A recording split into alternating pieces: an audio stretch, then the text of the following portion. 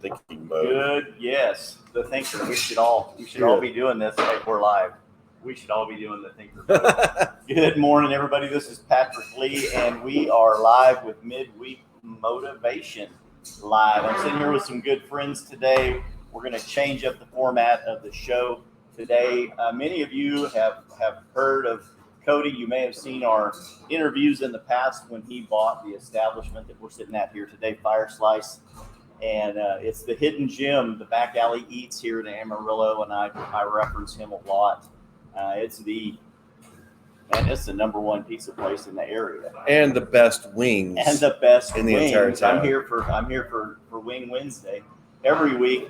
Cody Blair and my buddy Jody Holland. Good to see you on here. Absolutely, Jody. I could go on and on and on about him, and he would appreciate that. But Jody is a motivational speaker, life coach, author, published author, multiple books. How many books have you written, Cody?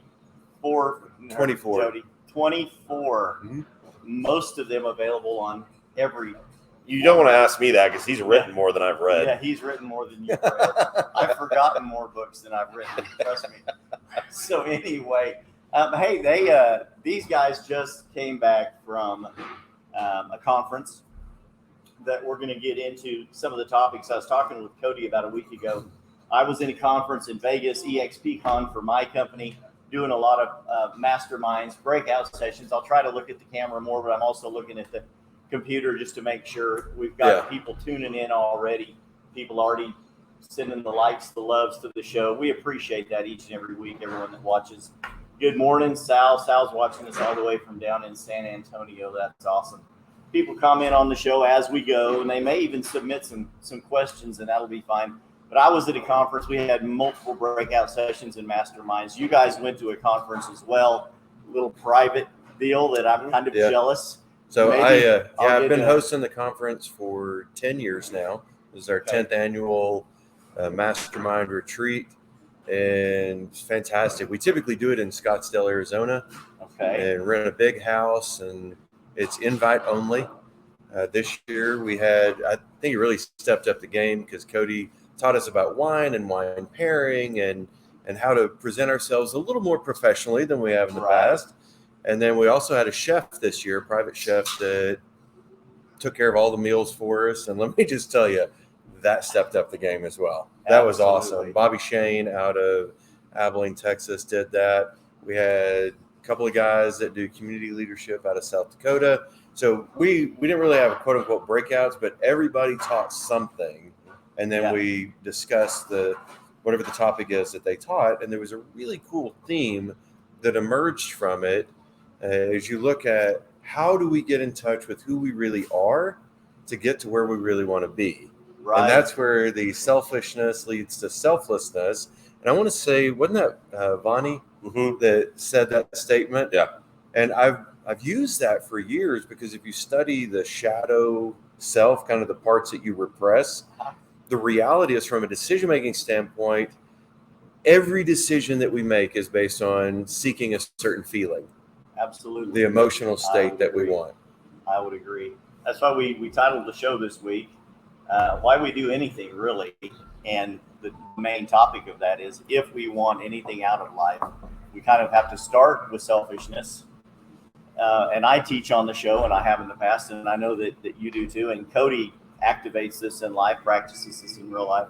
You have to operate out of abundance. If you're operating out of scarcity, it's very hard for you to pour into the life of other people if your batteries are depleted. It's impossible. It's impossible if your resources are gone.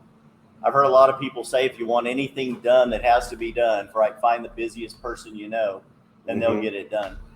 Because those people have learned how to continuously replenish their resources as they pour out. And if you get that system going, it's almost like a replenishing vibration, Oh yeah.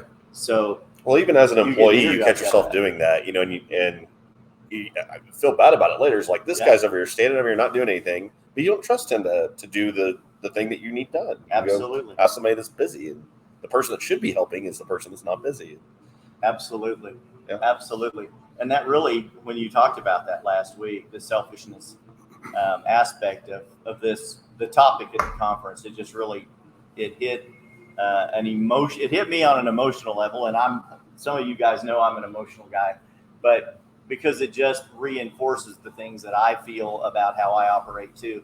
And I'm one of those guys, and I don't say it to brag, because I do allow myself to get depleted more often than I should. So as a discipline for me, I know I need to go to conferences. I need to get people pouring into me. I need to read more.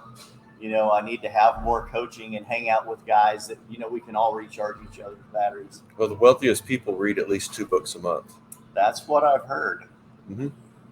So I was listening to someone today, and a really wise guy had went to a conference and was talking to a guy, and at the beginning of his career, and he asked him how many books he needed to read, and I think he said 1 or 2 a month, and he said, "How long do I need to do that?" Till you die. And he said, "Till you die." Yeah. I think that was you. Yeah. Yeah. So I've turned a lot of people on to reading or listening to audiobooks, which is still reading. Yeah. Not everybody wants to sit down and physically read a book, but you can, listen on Audible or on iTunes or wherever you like to get your audiobooks. That's the same thing. But I've also found there's a lot of books I don't want to finish. I don't know if you start a book and you're like, that was not good. So I use a couple of different apps to read book summaries to determine whether or not I actually want to read the book. And because I don't want to waste 12 hours of my life on a book that's a horrible book.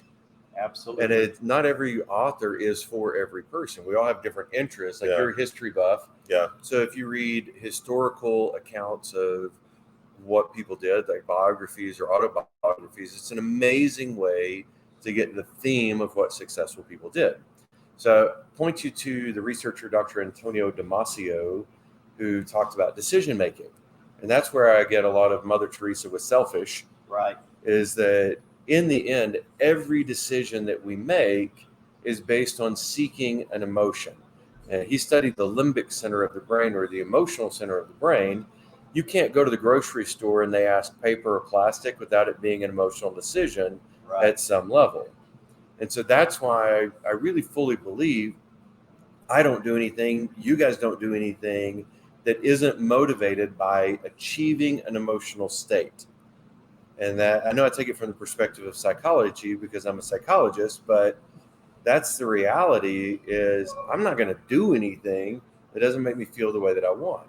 This morning on my show on Channel 10, I talked about the shadow self, which is, you think about anything that you go and do. If you walk away with resentment from the thing that you just did, there's a part of you in that shadow that you haven't really embraced yet. So you haven't really figured out how do you find your potential. Yeah. Because you're not being honest with yourself. If you can't be honest with what you want, like, I like success a lot. And I don't want to do things that don't move me towards success. And when I embraced that part of the shadow within me, it unlocked the next level of potential. Absolutely. And so Mother Teresa was seeking a feeling. She wanted to feel that she made an impact because that made her feel more in touch with God. Absolutely. If we understand that it's just a feeling that we're seeking, then you understand every aspect of why people do business with you. Yes. If you can't provide the feeling that person wants, they're out. Right. Same thing when you go experience dining. Like, I love coming here to Fire Slice because I feel significant because they pay attention to me. Yes. Knowing that significance is a driver for me, I'm going to go to places that make me feel significant. Yeah. The Cheers type atmosphere. Right. It is. And Cody is wonderful at that. That's one of the reasons I love coming here as well. When they're just when you come in, they basically know what you want. They can have your order ready when you get here, and it can be sitting in front of you when you walk in and sit down. It could. Yeah. It really, but they're still going to ask. Like it or not. Like it or not. No, there's no ask with Patrick. You didn't want that today. He gets what he gets. You didn't want that today. This is what you need to try this. Sometimes he didn't know that he wanted it. See, I'm like Apple. I give you things that you didn't even know you wanted. Yeah, absolutely. I love that. Something that was brought up in our leadership just talks that I wanted to kind of point out with what Jody was saying is, one guy said, what we've done as a community or as a people is we've made selfishness be a negative term. Like none of us want to be selfish. And in truth, it's a positive term. Being selfish is positive because now you're doing positive things for other people by being selfish. Yes. And the one thing that hit me that was brought up said, the way society has made us feel about being selfish is wrong. And let me explain, why we feel this way is if we get on social media right now and we said, hey, we're going to end it all. I can't do this anymore. This is going to be my last day on earth, blah, blah, blah, blah. You're crying for help. How many comments do you think you get? Yeah. A ton, right? You'd have everybody in their dog, don't do it. Life's important, blah, blah, blah. So now people are reaching out. But if Jody puts on his Facebook, I'm successful. I love being successfstead everyone would go, there's like two people that are like, maybe you need to go to church more. Yeah. So instead of encouraging him and saying, I'm glad you're successful. Yeah. Thank you for helping me become successful. Thank you for what you instill. They'd all say, what a jerk, You really put that on there? So it takes us crying out in negativity for us to get responses versus us being positive and getting positive responses. Yeah. And so that just really explains how society has made us think like being selfish is negative when it's really not. That's really, really good. It really isn't. And if we built a community that said, hey, you're an entrepreneur, I'm going to eat at your place because I know you and you're an entrepreneur. Mm-hmm. It's not that you're going against the big guys.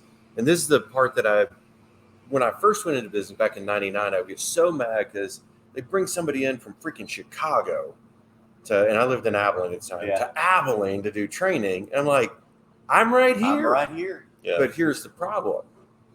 I was mad because they were better. Yeah. Which is why they got the contract and I didn't. Right. And when I started recognizing I don't need to be mad at somebody for being better than me, I need to be better than them so that I'm the one that they want. So that shadow, going back to part of that, I think the projection of I'm angry because I'm not better, you can't win if you're mad at people who are winning more than you. Right. You have to study what they're doing and go, I'm okay with wanting to be the best. That's what I want.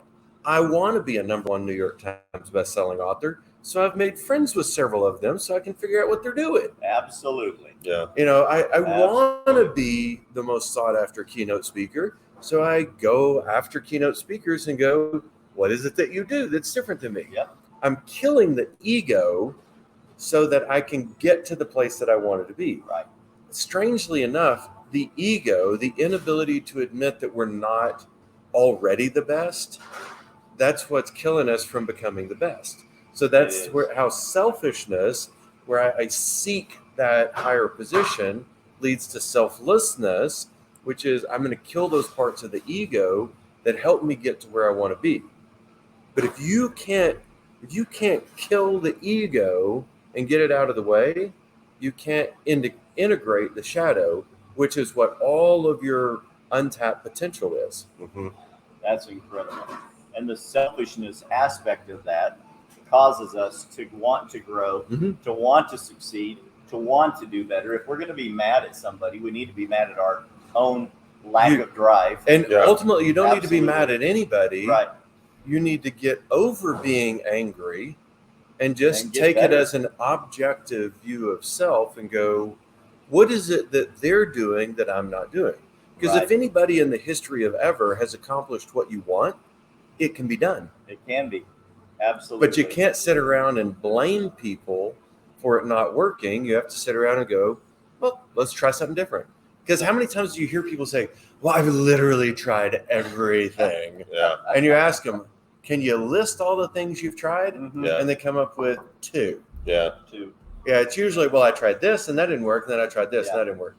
So great quote that I hope people remember is most people want to do what you do, but they don't want to did what you did. Yeah. That's a good It was John Maxwell. Jim Maxwell. I was thinking it was Jim Rohn for some reason. He probably stole it from Jim Rohn. Yeah, either or. Those quotes get stolen by each other. Yeah.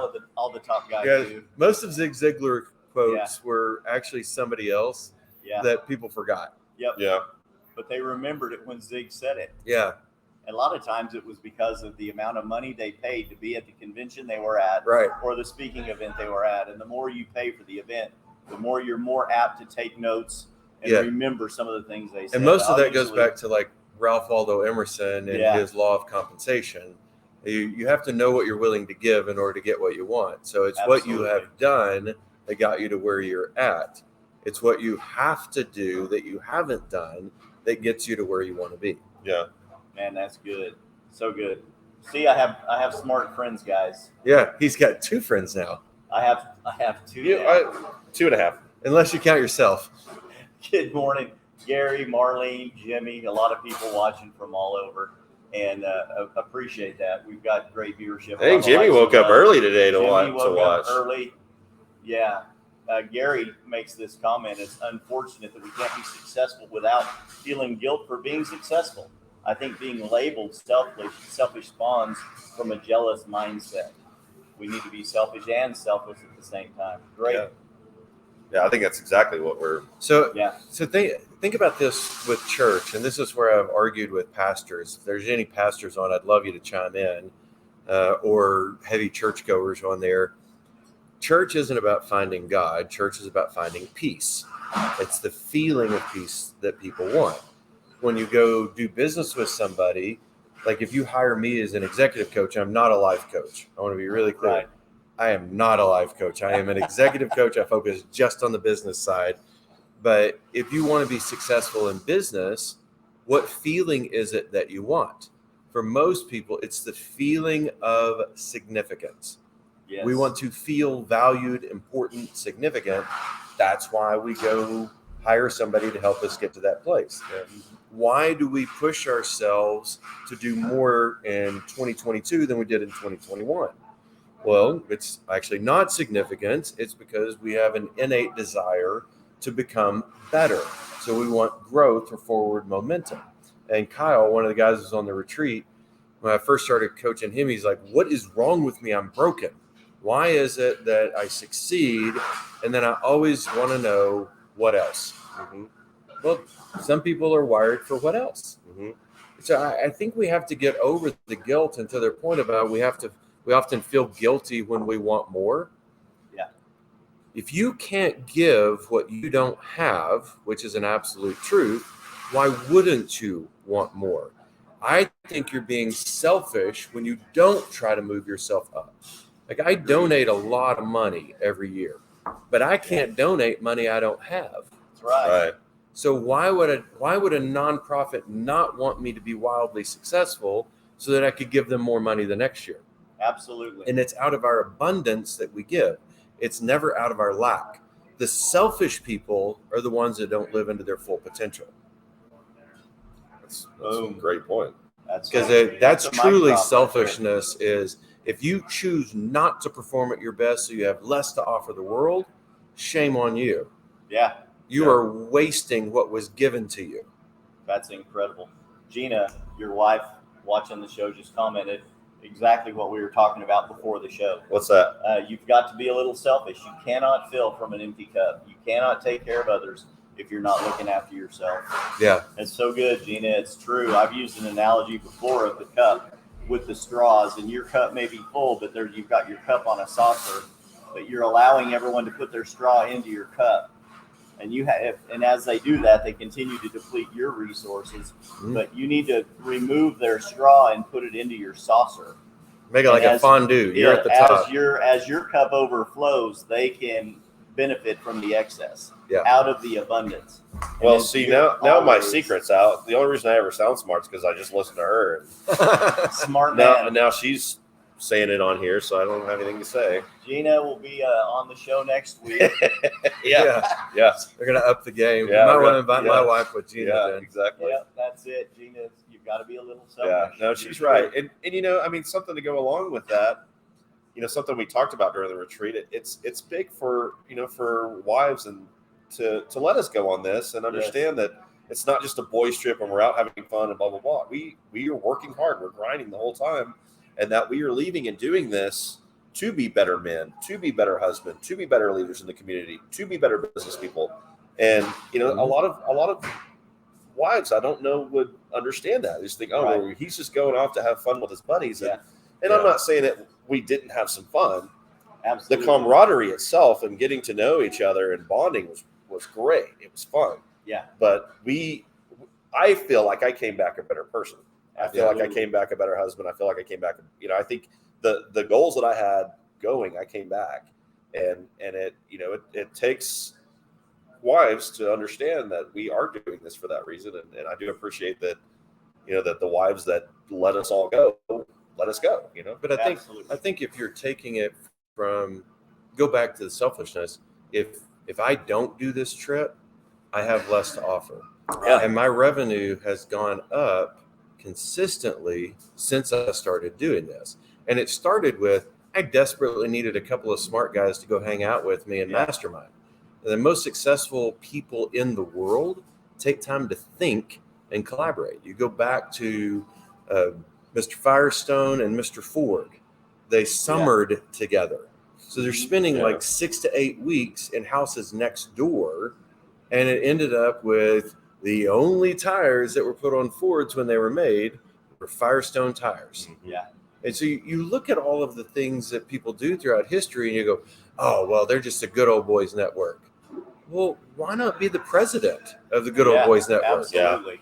So to me, the whole premise is I don't want to be mad at people for being where I want to be, because then I'll never be there. You can never have what you hate. Yeah.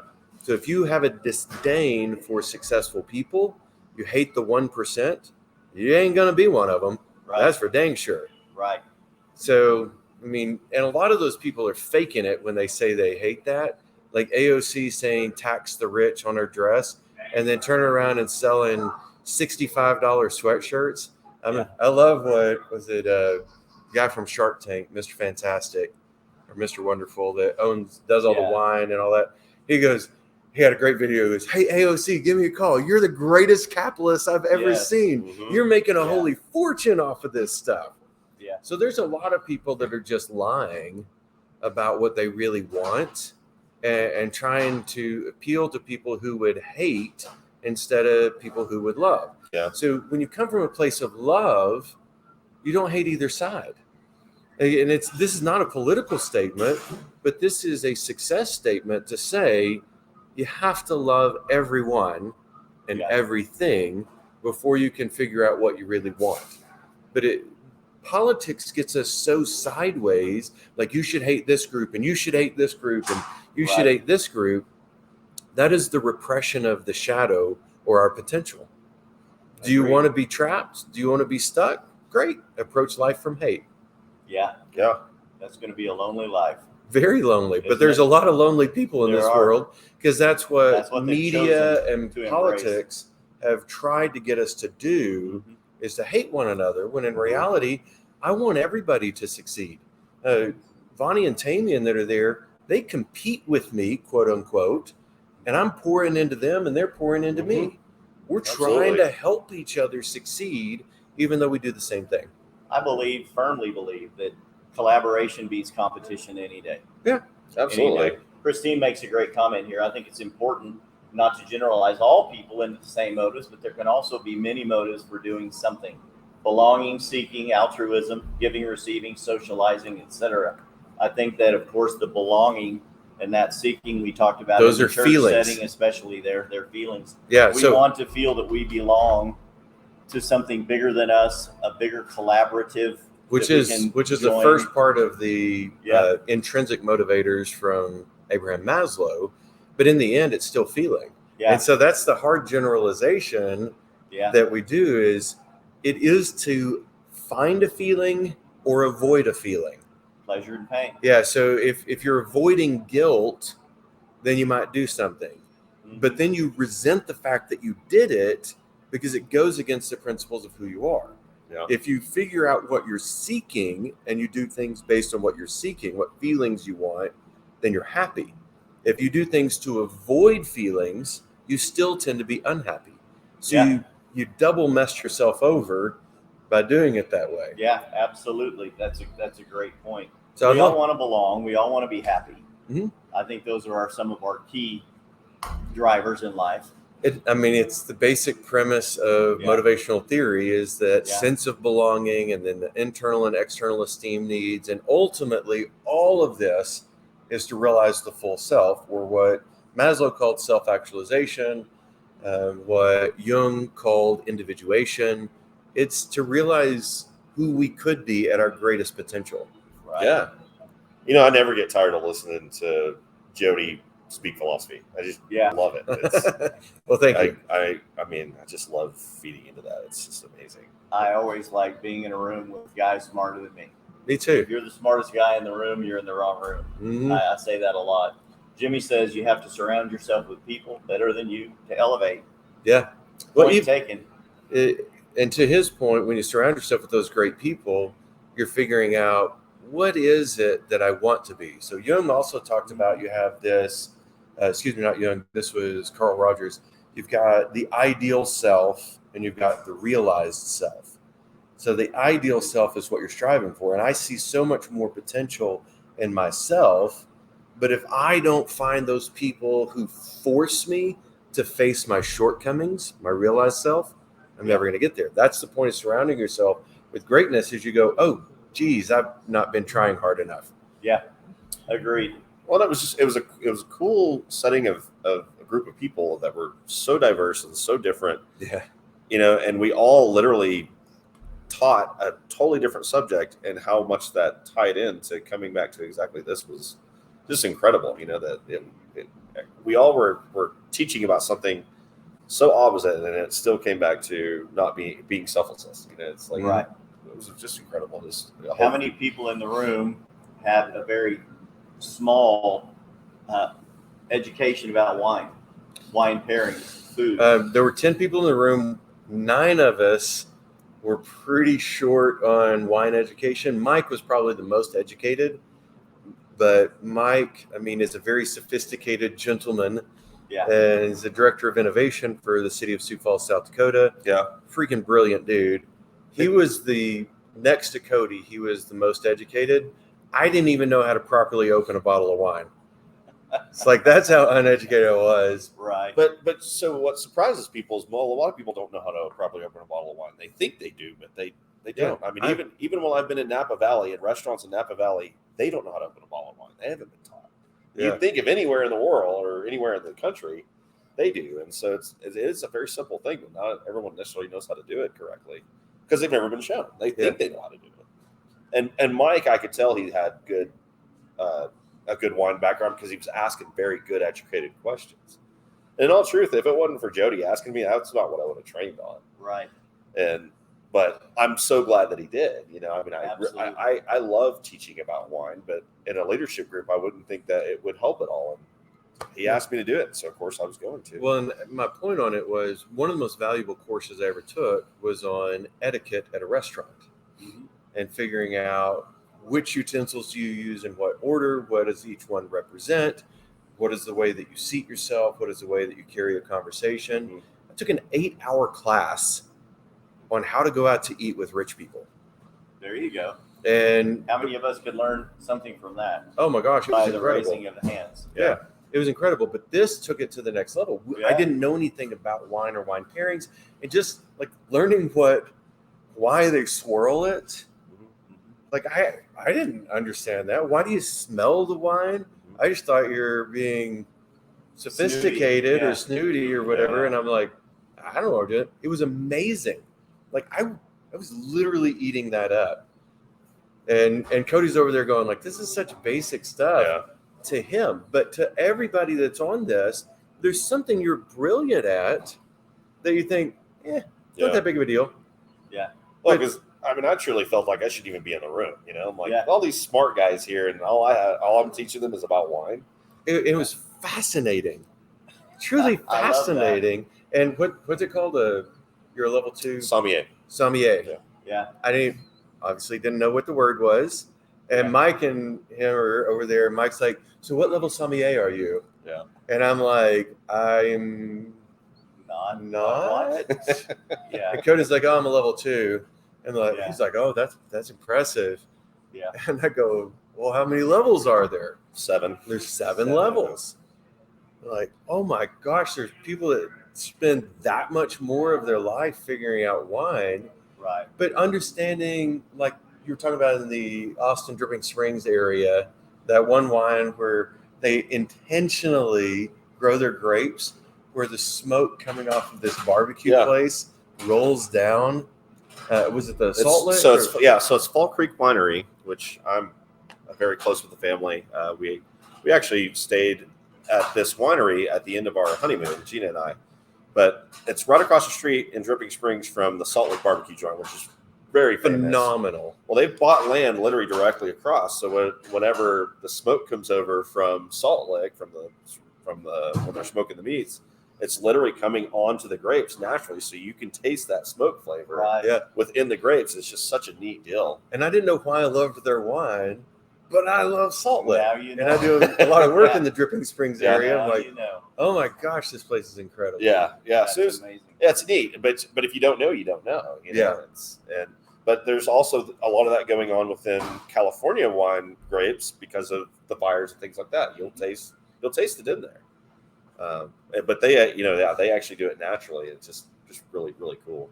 I think a nugget in that setting where you are at is being in a room full of people that are high thinkers, that you are there to all learn from each other. And they were all intelligent enough to know they were listening to someone that could increase their knowledge. Sure. And the search for knowledge, that quest for knowledge, drives any high thinker. But they're like, he has something to offer that I should listen to because it's going to grow me as well. Yeah. I love that. But even in that group of high thinkers, there's still a lot of insecurity. What you're talking about, like, how am I in this room with these people? Yeah. Everybody in that room felt that because of the imposter syndrome. You go, I'm not enough. I'm not enough. But Kyle actually said this in his talk on essentialism, is that if you don't prioritize your life, somebody else will prioritize it for you. Sure will. And so that's part of the selfishness. The most successful people in the world, they work out at least 4 days a week. The most successful people in the world, they read at least 2 books a month. The most successful people in the world prioritize paying themselves before they pay everybody else in their business. Yeah. Like a lot of these things that were tough for me because I grew up a preacher's kid was, you should always take care of everybody else before you. Me too. Yeah. Were you a preacher's kid? I was too. Oh my gosh. No wonder you're messed up. No, exactly. Yeah. But that's not the only reason. Yeah, no, there's other reasons. You gotta make sure you blow on your coffee so people don't know that we're drinking whiskey. Yeah. Thanks for the reminder. You gotta pretend. Man, other drink that I now drink every freaking night, literally since this retreat, Irish coffee. Really? Yeah. He taught me how to make the best Irish coffee, and now I'm an Irish coffee connoisseur. I didn't even know I liked Jameson until that retreat. Irish coffee. Yeah. How about that? So learn to make it right. So, but you have to prioritize what's important to you. And I think if you look at strategic planning, for example, I spoke on that on Monday with a group. The whole point of a strategic plan is to prioritize what's important to you as a business. Yes. But we go through life, only about 3% of companies in the United States actually do a proper strategic plan and create proper goals. The other 97% go through some random exercise if they do anything, and then they forget about it. If anything. If you want to know why 3% of the businesses actually control the entire market, it's because they're the ones that do what they're supposed to do. That's it right there. We, in my business, the group that I teach with and coach with, we have a clarity report. And we just tell everyone, you have to get clear. If you can't identify what you want in life, good luck achieving any of it. You won't get any of it. It's not even a good luck. It's you're not going to. 100%. You're not going to at all. So we have a clarity report. It's about 10 pages long. Yeah. It teaches you how to identify what do you really want. The other thing you'll find is you don't have an accountability partner. If you don't have somebody that is your executive coach, you're not going to succeed at more than about 20% of your potential. Right. That executive coach pushes you. That's why I have one, even though that's what I do. Even though that's what you do. Yep. Very important. Yeah.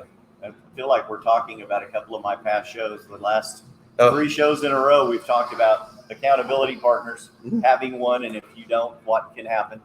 What won't happen? Number one, what won't happen if you don't have one? Yeah. I love it. I love it. Brad's commenting on there. He was on the trip with us as well. I guess he's He says I posted a couple of his comments. Yeah. Yeah, better you is better for everyone. Yeah. So he's and awesome. Brad was awesome because he taught us. He says the chef on the trip was fantastic. He was. Oh yeah, He was. That's awesome. So Brad talked about how you get noticed and the importance of like SEO and things like that. He's absolutely brilliant at what he does. And several guys on there that were on the trip were like, oh my gosh, we didn't know any of this stuff. So sometimes we prioritize the self, but we don't prioritize the bigger self. Right. If you're not paying attention to that, one of Mike's old quotes was, just having a website is like having a road sign on a farm to market road. A few people might accidentally notice you, but not everybody. Right. So what Brad was teaching us is, how do you make that a giant road sign on the most prominent interstate in the world? That's what you're looking for. So that's what having SEO and having your site set up correctly and your Google My Business set up correctly and all your search terms set up correctly, that's what makes you noticed. That's prioritizing self as well. So all of this trip, which we didn't tell anybody a theme, teach whatever you want, although I did ask you, because you're an expert in that. Right. It ended up, how do we prioritize the self? I don't look at wine the same anymore. And now I actually know how I'm pairing stuff. That's good. So, I love it. This was sounds like a trip I need to get invited to. Yeah. We'll see what we can do next year. There you go. I love it. Any final thoughts, guys, as before we end the show here? So a couple of things that I wrote down. When we are resourceful enough, we find the resources to get to where we want to be. And that's my thought that I want to leave people with, is when you're resourceful. Expand on that a little bit. So resourcefulness is the ability to continue trying and modifying your approach until you get to the outcome you wanted. Resources is what people complain about. You got to have money to make money. That's a load of crap. Right. Because in reality, if you're brought up broke, you actually have a higher likelihood today in the United States of being a millionaire than someone who was brought up with millionaire parents. Yep. And that is a legitimate stat. So resourcefulness is the ability to keep adapting and overcoming until you get to where you want to be. But that is up here. Your resourcefulness ties directly to your image of self. And if you don't build the right image of self by prioritizing yourself, you're not ever going to change and adapt. So you're not ever going to get to where you want to be. I love it. Man, that's good. It does all start up here, right? All of it. If you don't get your mindset it all right, exists up there. I wanted to bring up something that was, again, brought up that I thought was really neat. Going back to our subject, if you feel good, you're going to make other people around you feel good, right? Right. And one thing that we talked about was taking things even deeper to what makes you feel good, what makes you happy, right? Mm-hmm. So if you write down 10 things that make you happy, it'll change your whole outlook throughout the day. That's something I actually taught my employees last Sunday. Is one guy brought up, well, the sun makes me happy, and so now he goes outside and every time he sees the sun, he's happy, versus when he would just go outside and the sun was up, it didn't give him that. It became intentional. Yeah. So, do that for yourself. Write down 10 things that make you happy, and it'll really change your outlook throughout your day and throughout your life. Yeah.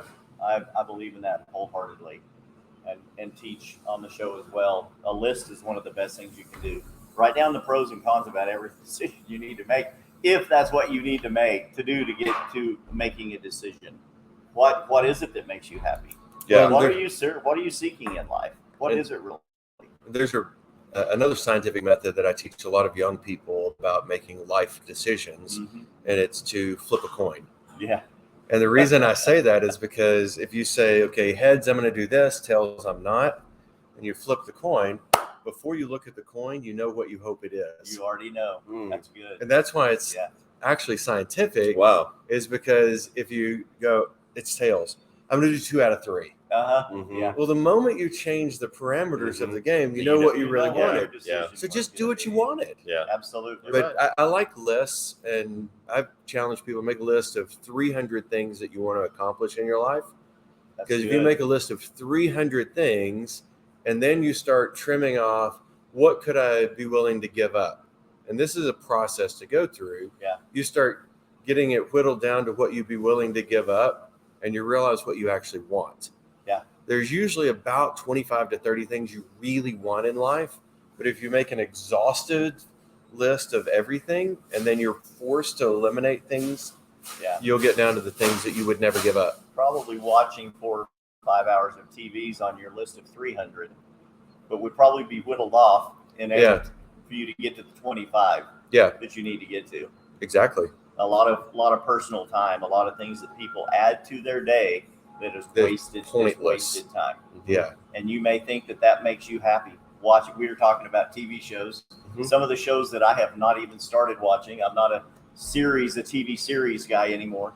And I could get involved in watching all of the latest, binging on Netflix, watching seasons of shows. Mm-hmm. But it doesn't line up with who I want to be in life and what I'm trying to get out of life.